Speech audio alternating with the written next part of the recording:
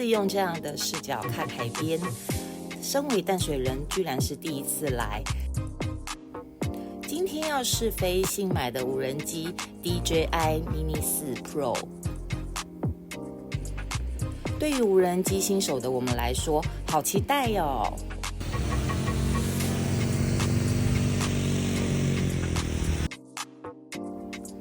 最喜欢它的智慧跟随模式，但已经搞不清楚是我追它还是它追我。对啦，玩到忘了要介绍这里。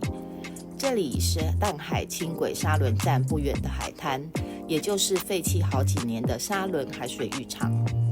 因海域较危险，暗流较多，严禁下水和游泳。现在沙滩上有许多活动，像是玩沙滩车。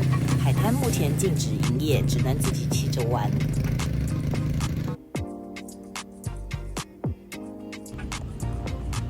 另外呢，这附近还有马场，常会有人在沙滩练习或拍婚纱照。有发现到这里的海滩很干净吗？海边咖啡厅的老板告诉我，他们认养了这片沙滩，常会有净滩活动，才会有这么干净美丽的沙滩。所以离开的时候，记得带走随身的垃圾哦。一直追着无人机跑，玩得我好累哦，但真的太好玩，舍不得回家。DJI Mini 4 Pro 用了后没让我们失望，对于无人机新手来说是入门款，很方便操作。里面还有许多智能拍摄模式，像是一键短片、大视镜头，手残的我都不用操控运镜啦。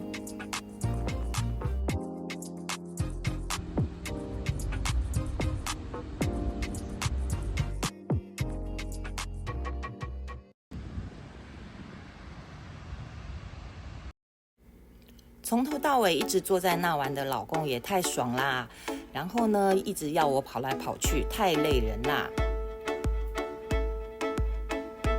出来玩呢，不就是要享受的吗？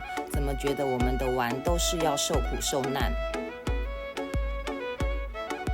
天色渐渐暗了，没考照的无人机在台湾晚上是禁飞的哦。